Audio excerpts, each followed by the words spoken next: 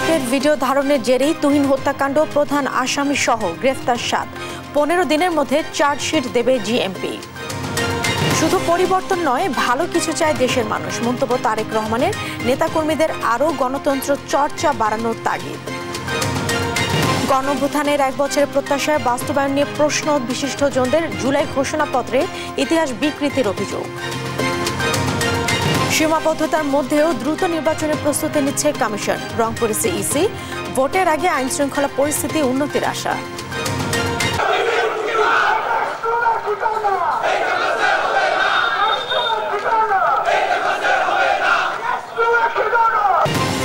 আবাসিক হলে ছাত্র রাজনীতি নিষিদ্ধের দাবিতে ঢাকা বিশ্ববিদ্যালয়ে মধ্যরাতে বিক্ষোভ। জরুরি বৈঠকে প্রভোস্ট কমিটি। যুক্তরাষ্ট্র থেকে $৩৬০ কোটি অস্ত্র কেনা পরিকল্পনা স্থগিত করল ভারত। ট্রাম্পের কারণে পতনের শঙ্কা মার্কিন অর্থনীতিবিদদের। এবং প্রীতি ম্যাচে রাতে ম্যানচেস্টার সিটির বিপক্ষে মাঠে নামছে পারলেমো। আলাদা ম্যাচে আতলেতিকো মাদ্রিদের প্রতিপক্ষ নিউক্যাসল।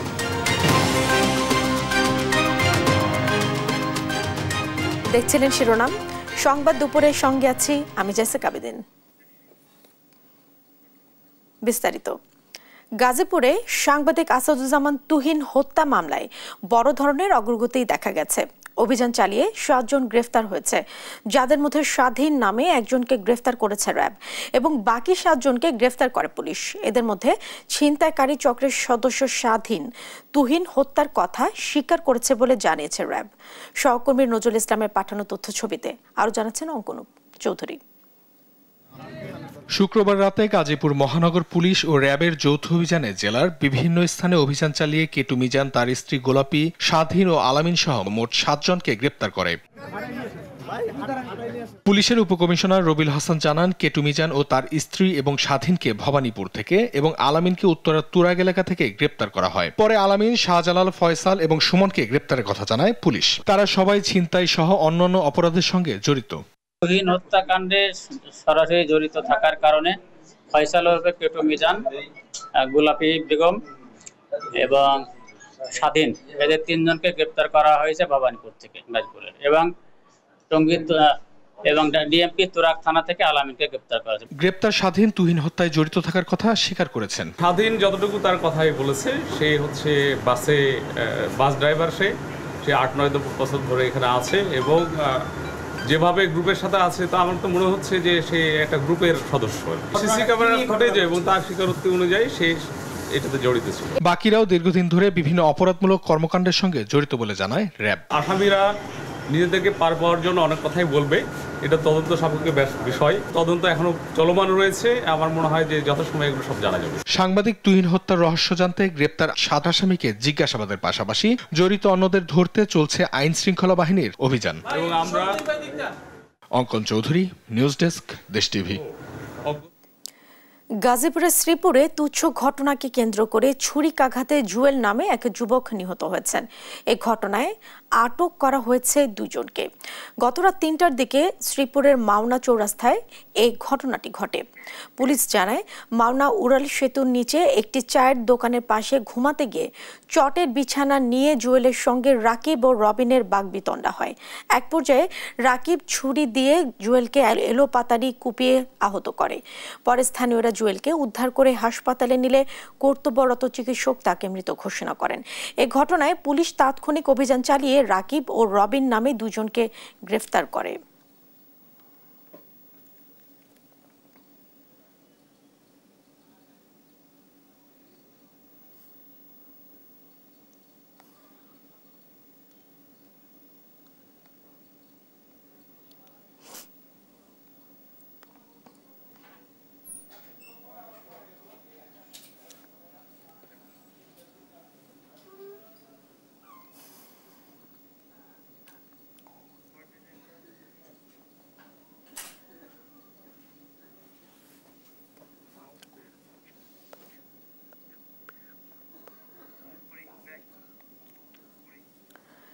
আসন্ন ত্রয়োদশ জাতীয় নির্বাচন বিশ্বমানের বলে জানিয়েছেন প্রধান নির্বাচন কমিশনার এএমএম নাসির উদ্দিন। বিগত ৩ নির্বাচন নানাভাবে প্রশ্নবিদ্ধ ছিল বলে জানিয়ে তিনি বলেন, নির্বাচনে মানুষের আস্থা ফেরানোর পাশাপাশি ভোটারদের কেন্দ্রমুখী করা কমিশনের বড় চ্যালেঞ্জ। শনিবার সকালে রংপুরে ত্রয়োদশ জাতীয় নির্বাচন নিয়ে মতবিনিময় সভায় কথা বলেন সিইসি। নির্বাচনের আগে আইনশৃঙ্খলা পরিস্থিতি স্বাভাবিক হবে জানিয়ে তিনি বলেন, বিগত নির্বাচনে বিতর্কিত কর্মকর্তাদের আর দায়িত্ব দেয়া হবে না। সহকর্মী রফিকুল ইসলামের প্রতিবেদন জানাচ্ছেন শামীম হুসাইন। ত্রয়োদশ জাতীয় সংসদ নির্বাচন উপলক্ষে রংপুর অঞ্চলের নির্বাচন কর্মকর্তাদের সঙ্গে মতবিনিময় করেন প্রধান নির্বাচন কমিশনার এএমএম নাসির উদ্দিন। সাংবাদিকদের তিনি বলেন, নানা কারণে বিগত ৩ নির্বাচন প্রশ্নবিদ্ধ ছিল, তাই এবার ভোটারদের আস্থা বাড়িয়ে কেন্দ্রমুখী করা সহ বিশ্বমানের নির্বাচন উপহার দেওয়ার কথা জানান সিইসি। ইলেকট্রাল প্রসেসের উপরে, ইলেকশন কমিশনের উপরে, ইভেন আমাদের যারা ইলেকশন পরিচালনা করেন, সেটা প্রশাসনের হোক, পুলিশের হোক, আইন শৃঙ্খলা বাহিনীর সদস্য হোক, মানুষের আস্থাটা নষ্ট হয়ে গেছে টোটালি। সুতরাং এই যে একটা আস্থা ফিরিয়ে আনা, এটা একটা সবচেয়ে বড় চ্যালেঞ্জ হয়ে দাঁড়িয়েছে আমাদের জন্য। আগের নির্বাচনের বিতর্কিত কর্মকর্তাদের এবার দায়িত্ব দেয়া হবে না জানিয়ে তিনি বলেন, প্রয়োজনে নির্বাচন কর্মকর্তাদের নির্বাহী ক্ষমতা দেয়া হবে। মানুষ তো দেখেছে যে এখানে প্রপারলি কাজ করে নাই কেউ, সুতরাং আপনার প্রশ্নটা অত্যন্ত ভ্যালিড প্রশ্ন। সুতরাং এই যে একটা আস্থা ফিরিয়ে আনা, এটা একটা সবচেয়ে বড় চ্যালেঞ্জ হয়ে দাঁড়িয়েছে আমাদের জন্য। নির্বাচনের আগে দেশে আইন শৃঙ্খলা পরিস্থিতি আরো উন্নতি হবে আশা করছেন সিইসি। জানান, নির্বিঘ্নে ভোটাধিকার প্রয়োগের পরিবেশ নিশ্চিত করা হবে। আইন শৃঙ্খলা বাহিনী সবাইকে নিয়ে আমরা ইনশাল্লাহ এমন একটা পরিস্থিতি তৈরি করতে চাই যেখানে মানুষ শান্তির পূর্ণভাবে নির্ভয়ে এবং নির্ভয়ে পছন্দের প্রার্থীকে যাতে ভোট দিতে পারে, সেই ধরনের একটা পরিস্থিতি আমরা সৃষ্টি করতে চাই। আগামী নির্বাচনে কৃত্রিম বুদ্ধিমত্তা ও সোশ্যাল মিডিয়ার অপব্যবহার নিয়েও শঙ্কা জানান প্রধান নির্বাচন commissioner. Shamim Hossain, news desk, দেশ টিভি। ধন্যবাদ আপনাদের। ত্রয়োদশ জাতীয় নির্বাচনে আওয়ামী লীগ ও 14 দলের অংশগ্রহণের কোনো সুযোগ নেই বলে জানিয়েছেন এবি পার্টির চেয়ারম্যান মুজিবুর রহমান মঞ্জু। জনরোষের কারণেই তাদের নির্বাচনে অংশ নেওয়ার সুযোগ নেই। দেশে কোনো ধরনের গৃহযুদ্ধের আশঙ্কা নেই বলেও জানান তিনি। সকালে এফডিসিতে ডিবেট ফর ডেমোক্রেসি আয়োজিত ছায়া সংসদ বিতর্কে কথা বলেন তিনি। সিইসির উদ্দেশ্য করে তিনি বলেন, উদ্ভূত পরিস্থিতিতে যদি নির্বাচন বাতিলের ক্ষমতা না থাকে তাহলে নির্বাচন সুষ্ঠু করা সম্ভব নয়। দেশের বর্তমান পরিস্থিতিতে রাজনৈতিক দলগুলো তাদের অতীত ভুলে গেছে বলে মন্তব্য করেন এবি পার্টির চেয়ারম্যান।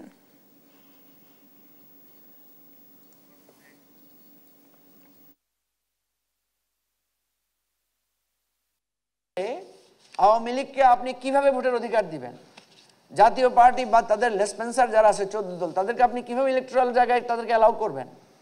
কারণ জনগণ তাদের প্রতি যেভাবে ক্ষুব্ধ, জনগণ তাদের প্রতি যেভাবে তাদের অপকর্মের জন্য তাদেরকে যেভাবে খুঁজে বেড়াচ্ছে, সেটা তো আপনি নিশ্চিত করতে পারবেন না। তাহলে তো আমাদেরকে ইলেকশন অনেক পরে করতে হবে। এই সব জায়গার লোকদেরকে একটা রিকনসিলিয়েশন প্রসেসের মধ্যে দিয়ে এনেই তারপরে করতে হবে। আপনি আপনার খুনিকে পাশে বসিয়ে ভোটের নির্ধারণ করতে পারেন না। ঢাকা বিশ্ববিদ্যালয়ের ছাত্র রাজনীতি নিষিদ্ধ ইস্যুতে হল প্রভোস্ট স্ট্যান্ডিং কমিটির সঙ্গে বৈঠকে বসেছেন উপাচার্য ডক্টর অধ্যাপক নিয়াজ আহমেদ খান ও প্রক্টর অধ্যাপক সাইফুদ্দিন আহমেদ। শনিবার দুপুরে এই বৈঠক শুরু হয়। ঢাবি শাখা ছাত্র দলের বিভিন্ন হল প্রভোস্টের আহ্বায়ক কমিটি ঘোষণার পর শুক্রবার দুপুর থেকে উত্তপ্ত হয়ে ওঠে ঢাবি ক্যাম্পাস। পরে দিবাগত রাত 12টার পর মিছিল নিয়ে টিএসসির রাজু ভাস্কর্যে একত্রিত হন বিভিন্ন হলের শিক্ষার্থীরা। দাবি জানান ছাত্র রাজনীতি বন্ধের। পরে উপাচার্যের বাসভবনের সামনে জড়ো হন আন্দোলনকারীরা।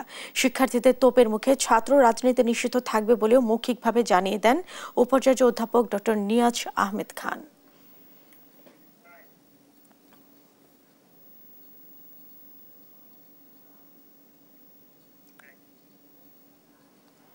ঢাকা বিশ্ববিদ্যালয় আবাসিক হল ও একাডেমিক ভবনে ছাত্র রাজনীতি নিয়ে বৈঠকে বসছে বিশ্ববিদ্যালয়ের প্রশাসন। এ বিষয়ে জানাতে সরাসরি যুক্ত হচ্ছেন আমাদের সহকর্মী ফাহিম ইউসুফ। যুক্ত হচ্ছে তার সঙ্গে। ফাহিম, বৈঠক শেষ হয়েছে কিনা, আর রাজনীতি নিয়ে বিশ্ববিদ্যালয় প্রশাসন ও ছাত্র নেতারা কি বলছেন?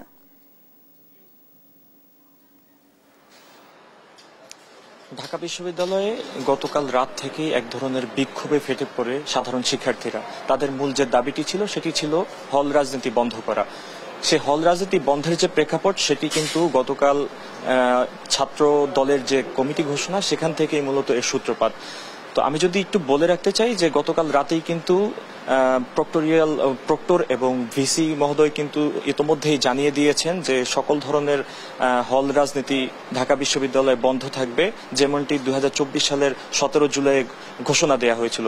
সেই ঘোষণা বহালের কথা জানালেও আজ থেকে কিন্তু আজ দুপুর 12টায় কিন্তু একটি প্রক্টোরিয়াল বডির সাথে যে হল প্রভোস্ট রয়েছে তাদের বৈঠক শুরু হয়। তো এই বৈঠকের যে মূল বিষয়টি তারা নিয়েছেন, যে তারা বলছেন যে এখন পর্যন্ত যত ধরনের ছাত্র রাজনীতি রয়েছে সেগুলো নিয়ে যে সার্বিক সিদ্ধান্ত, সেই সিদ্ধান্তের একটি সমাপ্তিতে আসার জন্য তারা মূলত এই মিটিংটি চালিয়ে যাচ্ছেন। তো তাদের মতে এর পরে ভবিষ্যতে ঢাকা বিশ্ববিদ্যালয় ক্যাম্পাসে হল রাজনীতি কেমন হবে এবং সার্বিকভাবে যে ছাত্র রাজনীতি, সেই রাজনীতির যে চিত্র থাকবে তো সেটি কেমন হবে সেটি কিন্তু মূলত তারা এখানে সিদ্ধান্ত নিচ্ছেন। এবং তারা জানান ভবিষ্যতে বিভিন্ন ছাত্র রাজনৈতিক দলগুলোর সাথেও কিন্তু ধাপে ধাপে মিটিং সম্পন্ন হবে। সেই সম্পূর্ণ মিটিং এর কয়েক ধাপের যে মিটিং সেটি শেষ হওয়ার পরেই কিন্তু একটি সিদ্ধান্তে আসবে প্রশাসন যে ছাত্র রাজনীতির যে চিত্রটি সেটি কেমন হবে। এই ছিল ঢাকা বিশ্ববিদ্যালয় ক্যাম্পাস থেকে সর্বশেষ পরিস্থিতি। ফাহিম, আপনাকে ধন্যবাদ। দর্শক, ঢাকা বিশ্ববিদ্যালয় থেকে যুক্ত ছিলেন সহকর্মী ফাহিম ইউসুফ। গণঅভ্যুত্থানের মধ্য দিয়ে পরিবর্তনের স্বপ্ন দেখে দেশের মানুষ। অন্তর্বর্তী সরকার দায়িত্ব নেওয়ার 1 বছর পর সেই স্বপ্ন কতটা বাস্তবে রূপ নিয়েছে তা নিয়ে প্রশ্ন তুলেছেন বিশিষ্টজনরা। দেশের রাজনীতি, বিচার ব্যবস্থা ও গণতন্ত্রের বর্তমান অবস্থা নিয়ে দেশ টেলিভিশনে গোল টেবিল আয়োজন দেশ সংলাপে উঠে বিশিষ্টজনদের মিশ্র দৃষ্টিভঙ্গি। আরো জানাচ্ছেন মাহবুব তামিম। 24-এর গণঅভ্যুত্থানের পর অন্তর্বর্তী সরকারের ক্ষমতা গ্রহণের পর পার হয়েছে 1 বছর। এই সময়ের মধ্যে অন্তর্বর্তী সরকার কতটা পূরণ করতে পারল জনগণের প্রত্যাশা, সেই সঙ্গে সফলতা ব্যর্থতার পাল্লা কোন দিকে, এ নিয়ে দেশ সংলাপ নামে গোলটেবিল বৈঠকের আয়োজন করে দেশ টিভি। এই আলোচনায় নিজেদের মতামত তুলে ধরেন দেশের 8 বিশিষ্ট ব্যক্তিবর্গ। আলোচনায় বক্তারা বলেন, সরকার 1 বছর পরেও প্রতিশ্রুত বাংলাদেশ গড়তে পারেননি, যেখানে বিচারহীনতা, ভয়ের সংস্কৃতি তৈরি হয়েছে। সদ্য ঘোষিত জুলাই ঘোষণাপত্রের ইতিহাস বিকৃতি হয়েছে বলেও অভিযোগ করেন তারা। এখন আজকে 1 বছর পর যখন ফিরে দেখি, মুক্ত বাতাসের বাংলাদেশকে আমি এখনো দেখতে পাই না ঠিক মতো। বাতাস মুক্ত আছে, বাট মুক্ত বাতাসের বাংলাদেশের যে রাজনৈতিক কনোটেশন ওখানে আমি ঠিক মতো দেখতে পাই না যেটা মুক্ত বাতাসের বাংলাদেশ হয়েছে কিনা। এখন যখন আমি বিচার বিভাগের দিকে তাকাই, আমি কিন্তু বিচার বিভাগের যে কার্যক্রম, সেই কার্যক্রমে বিচার দেখি না, বরঞ্চ বিচারহীনতা দেখি। আবার কেউ গণঅভ্যুত্থান পরবর্তী দেশে বেশি প্রত্যাশা করা ভুল উল্লেখ করে দেশে গণতান্ত্রিক রূপান্তরের গুরুত্ব আরোপ করেন। ক্ষমতার সুবিধাভোগীরা নির্বাচন পেছানোর চেষ্টা করলেও গণতন্ত্রের স্টেক হোল্ডাররা তা রুখে দেবেন বলেও বলেন বক্তারা। একটা পোস্ট আপরাইজিং দেশে খুব বেশি এক্সপেক্ট করাটা ভুল। নির্বাচন দেরি হলে বা একেবারে না হলে কিছু কিছু মানুষের সুবিধা আছে, তাদের ক্ষমতা আছে, তার ডিফ্যাক্টো পাওয়ারে আছে, কিছু কিছু পাওয়ার আছে, ওর ডিফ্যাক্টো পাওয়ার আছে, কিছু কিছু পার্টি আছে, কিছু ব্যক্তি আছেন যাদের বিরাট প্রভাব আছে, তারা নির্বাচন চাইবার কোনো কারণ নেই। দেশ রসাতলে গেলে তাদের কি আসলো গেল, তার তো পাওয়ার তার ঠিক থাকছে। এ সময় কেউ সংস্কার ও বিচারের মতো গুরুত্বপূর্ণ বিষয়কে সামনে রেখে নির্বাচনকে অনিবার্য করে তোলার চেষ্টা অস্বাভাবিক বললেও অনিবার্যতা অস্বীকার করা আওয়ামী লীগের অনুকরণ বলেও মত দেন বক্তারা। সংস্কার এবং বিচারের অতি প্রয়োজনীয় দুটো বিষয় সামনে রেখেও নির্বাচনকে অনিবার্য করে তোলার যে অস্বাভাবিক চেষ্টা, আমি অস্বাভাবিক বলছি কোড আনকোড, সেটাও কিন্তু জনগণ প্রত্যক্ষ করছে। সংস্কার এবং বিচারকে নির্বাচনের প্রতিপক্ষ হিসেবে দাঁড় করানো হয়েছে এবং একটা বলার চেষ্টা করা হয়েছে যে নির্বাচন অনিবার্য না, বরং নির্বাচন দেরি করে সংস্কার এবং অন্যান্য যে কাজগুলি আছে সেগুলি শেষ করা হচ্ছে জরুরি। এটা অনেকটা বিগত আওয়ামী লীগ সরকারের মতো। তারা বলতেন যে নির্বাচন কেমন হয় সেটা কোনো বিষয় না, পিলার তৈরি করাই হচ্ছে আমাদের জীবনের ব্যর্থতা দূর করার সবচেয়ে বড় উপায়। আলোচনায় বর্তমান সরকারের গঠনের ধারণায় ঐক্য ছিল না উল্লেখ করে আলোচকরা দেশকে এগিয়ে নিতে বিশুদ্ধ রাজনীতি ও ঐকমত্যে জোর দেন। পরিবর্তন আসবার পরে পরে মানে ফ্যাসিবাদের পরাজয়ের পরে আমরা যখন নতুন সরকার গঠন করলাম, খেয়াল করে দেখবেন সেই সময়ের মধ্যে আমাদের একটা পরস্পর বিরোধী জিনিসকে আমরা অ্যাকোমোডেট করার চেষ্টা করলাম। আমরা সবাই বলছি ব্যাপক জাতীয় ঐক্যের মধ্যে এটা হয়েছে, কিন্তু ওই রকম ছিল না আসলে। ডক্টর ইউনূস সহ অন্তর্বর্তী সরকারের ৮০% ব্যক্তি গণঅভ্যুত্থানের আকাঙ্ক্ষাকে ধারণ করেন না বলে অভিযোগ করে প্রধান উপদেষ্টা একটি সুন্দর নির্বাচন উপহারে ব্যর্থ হবেন বলেও মন্তব্য করেন এক বিশিষ্ট ব্যক্তি। দেশের সামাজিক, সাংস্কৃতিক ও রাজনৈতিক পরিবর্তনের জন্য দ্রুত ঐক্য ও নির্বাচিত দায়বদ্ধ সরকারের কাছে ক্ষমতার হস্তান্তর জরুরি বলেও জানান বক্তারা। বর্তমান সরকার পপুলিজম কৌশলের চর্চায় ব্যস্ত জানিয়ে পরিবর্তন মানে ক্ষমতার পরিবর্তন, এমন চিন্তাই সংস্কারের বড় অন্তরায় বলে মত দেন তারা। আপনি নয়া বন্দোবস্ত করবেন। মাহবুব তামিম, দেশ টিভি, ঢাকা। নতুন করে দফা যেসব স্থলবন্দরে লোকসান হয় সেগুলো সরকার বন্ধ করে দেবে বলে জানিয়েছেন নৌপরিবহন উপদেষ্টা ডক্টর এম সাখাওয়াত হোসেন। শনিবার সকাল 11টায় দিনাজপুর হিলি বন্দরে কর্মকর্তা, ব্যবসায়ী প্রতিনিধি ও শ্রমিক সংগঠনের নেতাদের সঙ্গে মতবিনিময় সভা করেন তিনি। পরে সাংবাদিকদের মুখোমুখি হয়ে বন্দরের কার্যক্রম আরও দ্রুত, স্বচ্ছ ও আধুনিকায়নে সরকার কাজ করছে বলেও জানান উপদেষ্টা। এর আগে পণ্য আমদানি রফতানির কার্যক্রম, কাস্টমস প্রক্রিয়া ও শ্রমিকদের কর্মপরিবেশ ঘুরে দেখেন তিনি।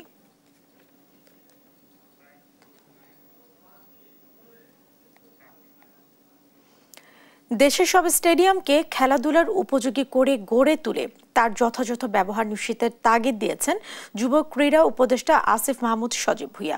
শনিবার সকালে নাটোরের কানাইখালী এলাকায় সদর উপজেলা সহ 14টি মিনি স্টেডিয়াম উদ্বোধন করেন তিনি। জানান, দেশে প্রায় 150টি মিনি স্টেডিয়ামের কাজ শেষ হয়েছে।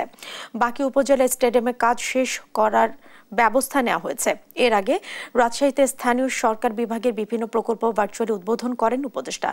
এসব প্রকল্পের মধ্যে রয়েছে সড়ক উন্নয়ন, পানি নিষ্কাশন, কমিউনিটি সেন্টার ও ক্রীড়া অবকাঠামো উন্নয়ন, যা নগর ও গ্রামীণ এলাকার জীবনমান এবং যুব উন্নয়নে সহায়ক হবে।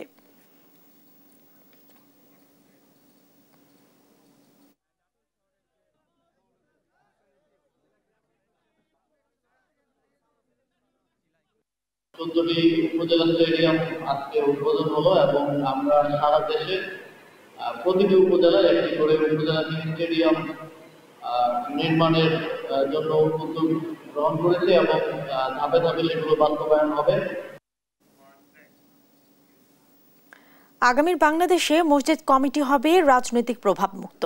এছাড়া ইমাম ও খতিবদের জন্য মসজিদ ব্যবস্থাপনা নীতিমালা তৈরি করেছে, যা শীঘ্রই মন্ত্রণালয় থেকে গ্যাজেট আকারে প্রকাশ করা হবে বলে জানিয়েছেন ধর্ম মন্ত্রণালয়ের উপদেষ্টা ডক্টর আ.ফ.ম. খালিদ হুসাইন। শনিবার সকালে রাজধানীর বিএমএ মিলনায়তনে আয়োজিত শানে শাহবাজ জাতীয় খতিব ফাউন্ডেশনের জাতীয় কনফারেন্সে অংশ নিয়ে একথা বলেন তিনি। জানান, বায়তুল মোকাররম মসজিদ সংস্কারে 190 কোটি টাকা বরাদ্দ করেছে সরকার, তবে মূল কাঠামো ঠিক রেখে সৌন্দর্য বর্ধন ও মেরামতের কাজ করা হবে। এ সময় তিনি আরো বলেন, নতুন বাংলাদেশ ইমাম খতিবদের তুচ্ছ তাচ্ছিল্য করার কোনো সুযোগ নেই। পরে সংগঠনের নেতৃবৃন্দ উপদেষ্টাদের কাছে তাদের বেতন ভাতা বৃদ্ধি সহ 11 দফা দাবি তুলে ধরেন।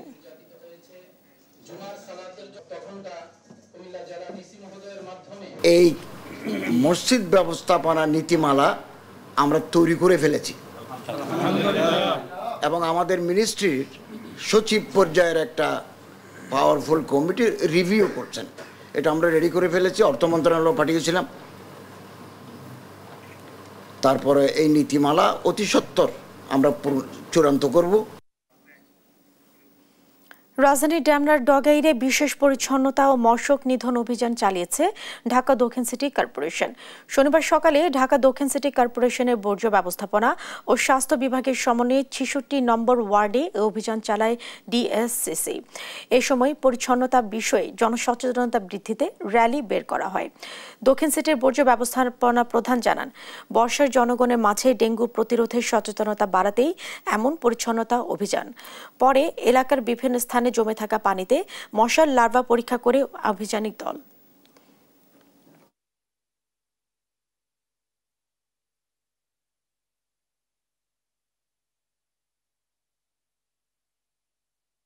আসলে এই পরিষ্কার পরিচ্ছন্নতা শুধু একা সিটি কর্পোরেশনের দায়িত্ব না, এটা সকলেরই দায়িত্ব।